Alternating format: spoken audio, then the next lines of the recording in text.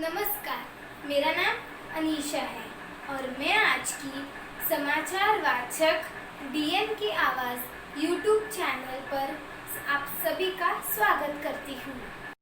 चलिए आगे बढ़ते हैं। आज हम एक ऐसे विषय के बारे में बताने वाले हैं जिसके बारे में औरत बहुत कम बात करती है, शर्माती है, हिचकिचाती है। इसीलिए डीएन की आवाज़ ने एक ऐसा एपिसोड लाया है जिससे समाज की औरतों को महत्वपूर्ण जानकारी मिलने वाली है। और जानकारी देने के लिए हमने एक ऐसे व्यक्ति को बुलाया है जो खुद एक औरत है और डॉक्टर भी। एक औरत ही औरत की समस्या समझ सकती है। ये जो डॉक्टर है ये एक स्त्री रोग तज्ञ है और इसे गायनेकोलॉजिस्ट भी कहा जाता है। तो चलिए मिलते हैं इन्हें और सुनते हैं इनकी महत्वपूर्ण जानकारी। डॉक्टर और टीचर इंटरव्यूइंग वीडियो। नमस्ते दीदी और भैया, डीएन की आवाज यूट्यूब चैनल पे आप सबका स्वागत है। हमेशा की तरह इस बार भी हम एक महत्वपूर्ण विषय पे आपको जानकारी देंगे। आज का हमारा विषय है स्त्री आरोग्य, स्वच्छता और इस बारे में हम बात करेंगे। हमारे साथ जुड़ी हैं डॉक्टर सुनीता उबाले। ये एक एमबीबीएस है और इन्होंने एमएस किया है केईएम हॉस्पिटल से। ये 12 साल से Rajiv Gandhi hospital medical hospital से जुड़ी हुई है। तो वेलकम डॉक्टर सुनीता उबाले, आपका स्वागत है। नमस्कार, मैं डॉक्टर सुनीता उबाले आपके जो भी प्रश्न है उसके उत्तर देने के लिए तैयार हूँ।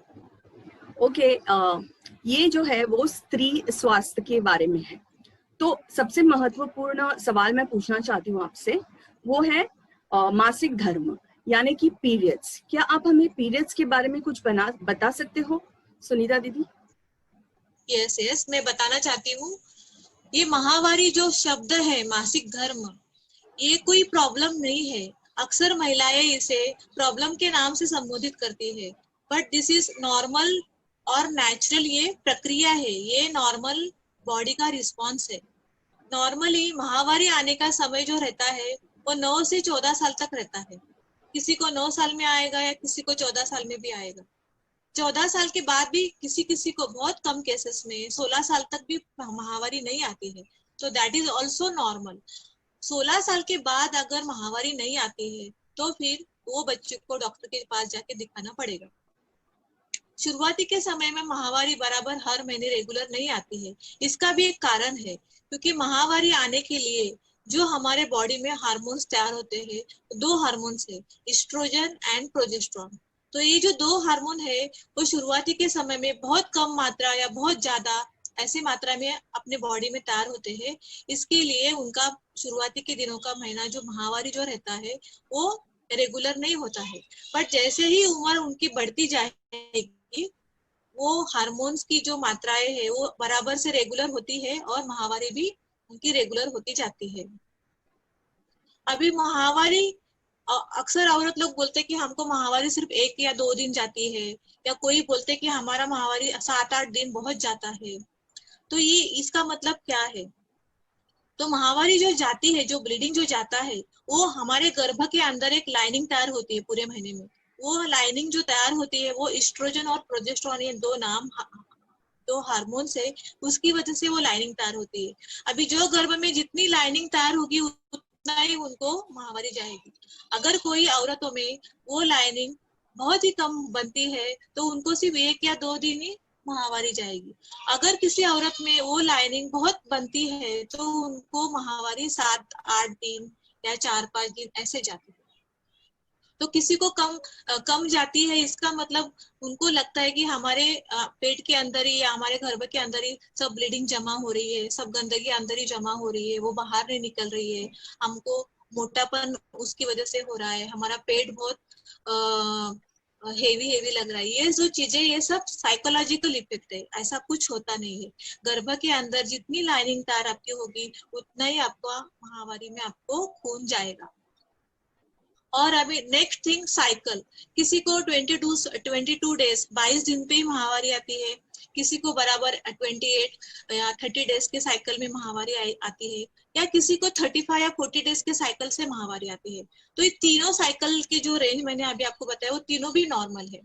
35 डेज पे या 40 डेज पे अगर किसी को महावारी आ रही है तो वो कुछ प्रॉब्लम नहीं है, उसके लिए कुछ ऐसे मेडिसिन लेने की कुछ जरूरत नहीं है। उनके बॉडी में उतने दिनों में वो हार्मोन तैयार होते हैं, इसका ये मतलब होता है। अभी महावारी के प्रॉब्लम क्या होते हैं, आप डॉक्टर के पास जाके कभी सलाह लेनी चाहिए, कभी ट्रीटमेंट लेना चाहिए। यस, जब आपका महावारी में ज्यादा पेट में दर्द होता है, आप वो पेन टॉलरेट नहीं कर पाते हो, या किसी को खून बहुत ही ज्यादा जाता है, आपको बार बार 2 घंटे के बाद में पैड चेंज करने की जरूरत पड़ती है, खून की गुठली जाती है, तो यस, देन ऐसे पेशेंट को डॉक्टर के पास जाके उसका इन्वेस्टिगेशन करके उसका इलाज करवाना चाहिए। ओके, ये बहुत ही महत्वपूर्ण जानकारी आपने हमें दी डॉक्टर। ओके, तो अभी हमको जानना चाहते हैं कि स्वच्छता कैसे रखनी चाहिए इन दिनों में, और क्या पोषक आहार हमें लेना चाहिए। क्या आप हमें मार्गदर्शन कर सकते हैं इस बात पे? यस, ये बहुत ही इम्पोर्टेंट क्वेश्चन है कि महावारी में स्वच्छता कैसी रखनी चाहिए और क्यों रखनी चाहिए। क्योंकि महावारी के समय जो योनि मार्ग से जो खून जाता है, वो समय योनि मार्ग का जो पीएच रहता है नॉर्मली एसिडिक रहता है, बट महावारी में वो अल्कलाइन हो जाता है, और अल्कलाइन पीएच में जंतु की जो इन्फेक्शन की पैदाइश बहुत ज्यादा होने की चांसेस रहते हैं। दूसरी चीज, महावारी के समय गर्भगा थैली का जो मुंह रहता है वो थोड़ा सा खुला रहता है, जहां से ब्लीडिंग निकलता है, तो वजाइना में या बाहर के पार्ट में जो भी इन्फेक्शन रहेगा वो अंदर की तरफ या गर्भ के अंदर जाने के चांसेस रहते हैं। तो महावारी में प्राइवेट पार्ट को स्वच्छ रखने की बहुत ही जरूरी है। महावारी के समय और क्या इन्फेक्शन कर सकते हैं, तुम खुद का पर्सनल केयर लेती हो, प्राइवेट पार्ट का कैसे केयर करती हो, वो भी डिपेंड करता है। अगर आप पैड चेंज नहीं कर रहे टाइम पे, या आप गीला कपड़ा या वॉट एवर द पैड आप यूज करे वो गीला है, तो उससे भी आपको इन्फेक्शन का चांसेस बढ़ जाता है। अभी ऐसे अगर आप करते हो, ऐसे इन्फेक्शन का चांस बढ़ा है, तो आपको क्या तकलीफ हो सकती है, तो आपको कैंडिडियासिस नाम का इन्फेक्शन होने की बहुत ही ज्यादा चांसेस है। कैंडिडियासिस में खुजली आती है, सफेद व्हाइट, जैसे दही कर्ड रहती है, कर्ड के जैसा सिक्रेशन आने लगता है थैली के मुंह से। योनि मार्ग का जो बाहरी हिस्सा रहता है वो लाल हो जाता है, वो इन्फेक्शन आपके पेशाब की जगह तक भी जाता है, और आपको पेशाब करने में भी तकलीफ हो जाती है। अगर आप ये स्टेज पे अगर इलाज नहीं करवाते हो तो आपका ये इन्फेक्शन पेट के अंदर तक जाके आपको पेट का भी दर्द होने लगता है। तो ये सब चीजें ना हो, तो इसके लिए क्या करना जरूरी है, ये बहुत ही इम्पोर्टेंट है। जो लड़कियां एडोलेसेंट एज की, जो जिनका पीरियड शुरुआती के दिनों में चालू हुआ है, उनको ये जानकारी देना बहुत ही जरूरी है। तो महावारी के समय अपने प्राइवेट पार्ट को साबुन के पानी से आप धोए, जब भी आप वॉशरूम में जाते हो तो उसको धोए। अगर साबुन नहीं मिला तो आप सादे पानी से भी धो सकते हो। धोने के बाद में वो जगह को अच्छी तरह से ड्राई करना भी बहुत इंपॉर्टेंट है। पैड यूज करने के लिए, पैड यूज करने से पहले भी और पैड यूज करने के बाद भी आप आपके खुद के हाथ साबुन से धो लेने चाहिए। धोने के बाद ये महावारी के समय आप जो यूज करते हैं, what the material you are using, that is also very important.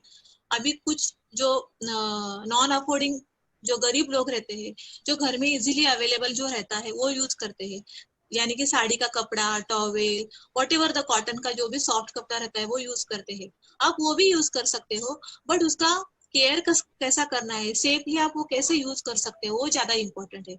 अगर आप कपड़ा यूज कर रहे हो तो यूज होने के बाद में उसको अच्छी तरह से आपको धोना है, साबुन के पानी में उसको अच्छी तरह से धोना है।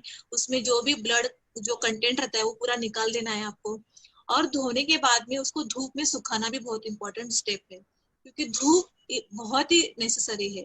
धूप में सुखाने से कपड़े में जो भी जंतु रह जाते हैं वो मर जाते हैं। अगर धूप नहीं है, बारिश के दिन है, तो आप वो सूखे हुए कपड़े को इस्त्री करके, आयरन करके भी आप उसको पूरी तरह से ड्राई कर सकते हो। कपड़ा यूज करना तो आइडियल नहीं है, बट आइडियल क्या है, जो अपने को शॉप में सैनिटरी पैड जो मिलते हैं, दैट इज द बेस्ट महामारी में यूज करने के लिए। बट वो पैड जब आप यूज करते हो तो पैड का डिस्पोजल इज वेरी इंपॉर्टेंट। अगर आप कोई कोई लोग वो पैड नाले में फेंक देते हैं, तालाब के पानी में फेंक देते हैं, या कोई कोई टॉयलेट में फ्लश कर देता है, तो ये ऐसा नहीं होना चाहिए। ऐसे करने से आप पूरा इन्फेक्शन अपने घर के आजू बाजू के परिसर में भी आप फैला रहे हो, क्योंकि जो पैड रहता है वो पैड में ब्लड रहता है, और ब्लड में इन्फेक्शन के जंतु की पैदावार बहुत ही फास्ट होती है, और वो हर जगह पे इन्फेक्शन फैला देता है। तो आप पैड कैसे डिस्पोज करें? आप पैड यूज होने के बाद में वो पैड को आप पेपर में, कागज में पूरी तरह से लपेट के और आपको वो डस्टबिन में डालना है। तो this is very easy to do. वो टॉयलेट में फ्लश करने के बजाय आप कोई भी कागज लो या कोई भी प्लास्टिक का ये थैली लो, उसमें रैप करो एंड देन उसको आप डिस्पोज करो। ऐसे करने से आप अपनी भारत को स्वच्छता रखने में भी आप सहयोग दे पाएंगे। हाँ दीदी, ये बहुत जरूरी बात है। स्वच्छता बहुत जरूरी है। वन मोर पॉइंट, आप खाना क्या खाना चाहिए महामारी के समय? ओके। ऐसे महामारी के समय अलग से कुछ खाना खाने का कुछ ऐसा ये नहीं है, बट यस, जिनको महामारी में बहुत ही पेट में दर्द रहता है या बहुत सारा खून जाता है, वो औरतें बहुत वीकनेस फील करती है। तो इन लोगों के लिए जो डाइट होता है वो ज्यादा एनर्जी वाला, ज्यादा शुगर कंटेनिंग होना चाहिए।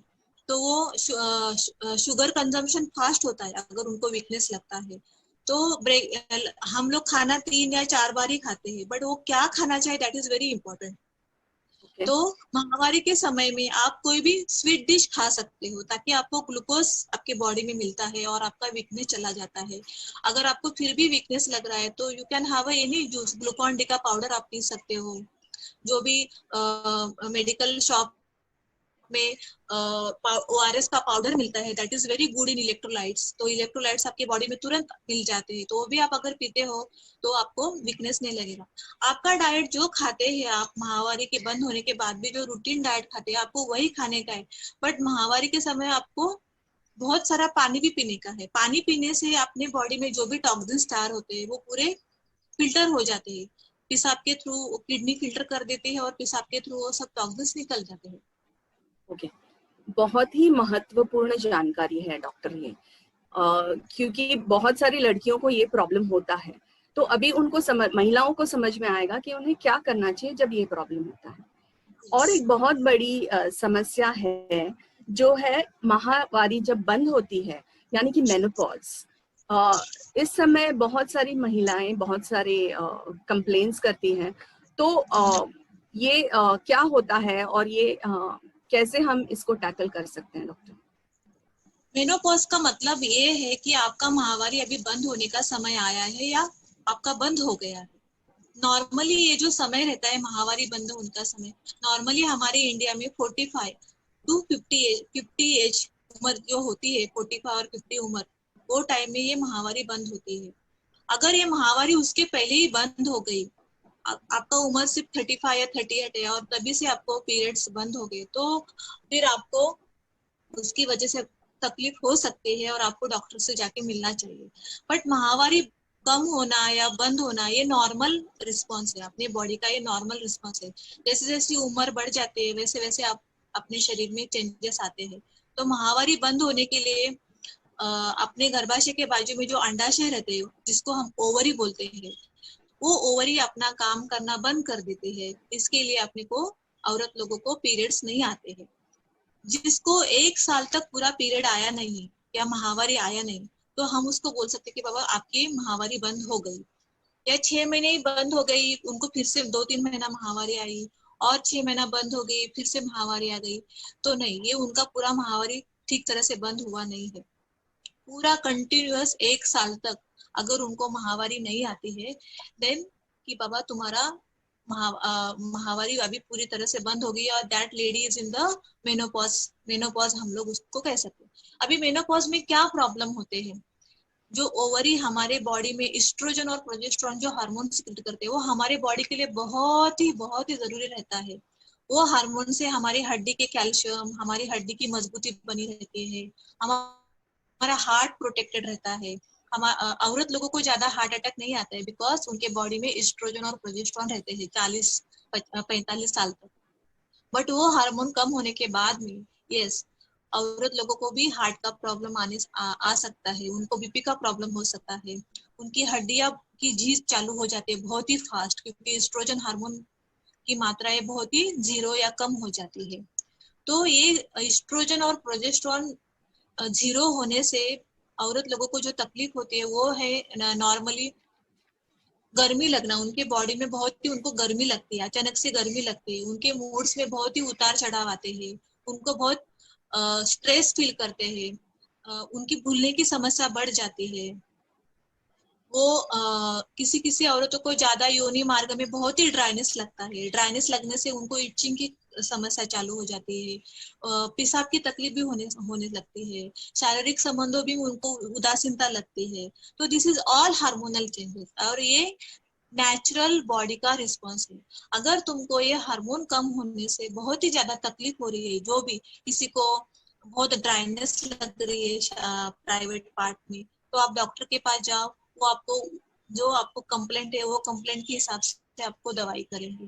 किसी को सोने की प्रॉब्लम हो जाती है, तो वो स्पेसिफिक हम लोग वो सोने के उनके जो हार्मोन्स है उसकी हम लोग इलाज कर देते हैं। अभी हम लोग डॉक्टर तो जो भी कंप्लेंट रहेंगे उसके हिसाब से आपको दवाई देंगे, बट इसके अलावा भी हमको खुद को घर पे है कि क्या केयर करना चाहिए वो मैं आपको बताना चाहती हूँ। 40 साल या 45 साल के बाद में तुम्हारा जो खाना, न्यूट्रिशन, आहार इज वेरी इंपॉर्टेंट। आपका आहार जो आप अब तक खाते आ रहे थे उसको आपको थोड़ा चेंज करना पड़ेगा, क्योंकि उम्र के हिसाब से आपका डाइजेस्टिव सिस्टम की पचन शक्ति जो रहती है वो भी कम हो जाती है। आप ज्यादा ऑयली, ज्यादा तीखा नहीं खा सकते हो।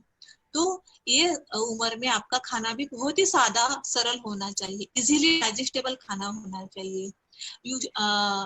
बहुत सारे फ्रूट्स खाने चाहिए, आप हरी सब्जियां खानी चाहिए, बहुत सारा पानी पीने चाहिए। जो फूड्स में कैल्शियम की मात्रा ज्यादा हो, एंटीऑक्सीडेंट की मात्रा ज्यादा हो, वो फूड आप डेली खाना।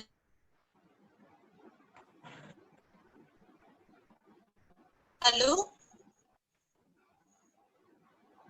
हेलो We या can doctor Sunita, we can hear you, आपकी आवाज आ रही है। दूसरा पॉइंट है एक्सरसाइज, व्यायाम, कसरत। आप आपके बॉडी को फिट रखने के लिए थोड़ा तो फिजिकल एक्सरसाइज करना चाहिए। इससे आप ब्लड प्रेशर की बीमारी से दूर रहेंगे, डायबिटीज की बीमारी से दूर रहेंगे। आपको खुद को भी, आपको तुम्हारे बॉडी को एनर्जेटिक लगेगा, आप थोड़ा सा तो फिजिकल एक्सरसाइज करेंगे। तो फिजिकल एक्सरसाइज से जो भी आपको स्ट्रेस होता है, स्लीप डिसऑर्डर होती है, फिजिकल स्लीप आने का जो आपको तकलीफ होता है, तो वो भी आपका पूरा चला जाएगा। Third important thing is lifestyle. Lifestyle आप जो कोई औरतें बहुत सारा लेबर वर्क करते रहते हैं, अचानक से उनका जो हेवी काम रहता है वो अचानक की उम्र के हिसाब से वो अचानक लाइट वर्क उनको आता है, तो उनके बॉडी को वो सहन नहीं होता है। तो तुम्हारे बॉडी के अकॉर्डिंग तुम्हारा पूरे दिन भर का आपको टाइम टेबल बनाना है, और उसके हिसाब से आपको आपका माइंड एंगेज रखना है। किसी किसी को मंदिर में जाने से बहुत उनके माइंड को सेटिस्फेक्शन लगता है, तो they should do that regularly, और ज्यादा आप उसको करो, और आप मेंटली सेटिस्फाइड रहो, शांत रहो। तो इसके लिए आपको yoga, to get the information of the yoga, meditation, ये जो भी है आप इसको आप आपके daily day to day activity में आप इसको इन्वॉल्व करो और खुश रहने की कोशिश करना चाहिए। Third thing is a medical treatment part. जिनको थोड़ा सा ही तकलीफ है वो तो ऐसे खाने पीने से उसको बराबर कर सकते हैं, बट उनको नहीं वो कर रहे हैं, टॉलरेट नहीं कर रहे, तो डॉक्टर के पास जाके वो स्पेसिफिक उसका मेडिसिन लेके वो भी क्योर हो सकते। ओके, बहुत ही अच्छी जानकारी दी दीदी आपने। Thank you so much doctor Sunita उबाले। आपने स्त्री रोग, आरोग्य, पोषण, स्वच्छता आदि के विषय में बहुत ही अच्छी जानकारी हमें दी। Thank you so much. Thank you madam. Yes yes, अगले एपिसोड में हम फिर इसी विषय पे को आगे बढ़ाएंगे और आपसे फिर से जुड़ेंगे। Thank you for right now. धन्यवाद, फिर मिलेंगे। Bye, take care. धन्यवाद डॉक्टर और टीचर। उन्होंने हमें बहुत ही महत्वपूर्ण जानकारी दी और औरत के मन में आने वाले सवालों का जवाब दिया। मैं आपको धन्यवाद करती हूँ और ये थी आज की जानकारी। मैं आप सभी को रिक्वेस्ट करती हूँ कि ये महत्वपूर्ण जानकारी आप अपने परिवार के सभी स्त्री वर्ग के साथ, सहेलियों के साथ ज़रूर शेयर करें और ये एपिसोड को ज़रूर लाइक और सब्सक्राइब करें और देखना ना भूलें हमारा अगला एपिसोड डीएन की आवाज़ यूट्यूब चैनल पर। तब तक के लिए अपना और अपने परिवार का ख्याल रखिए। धन्यवाद।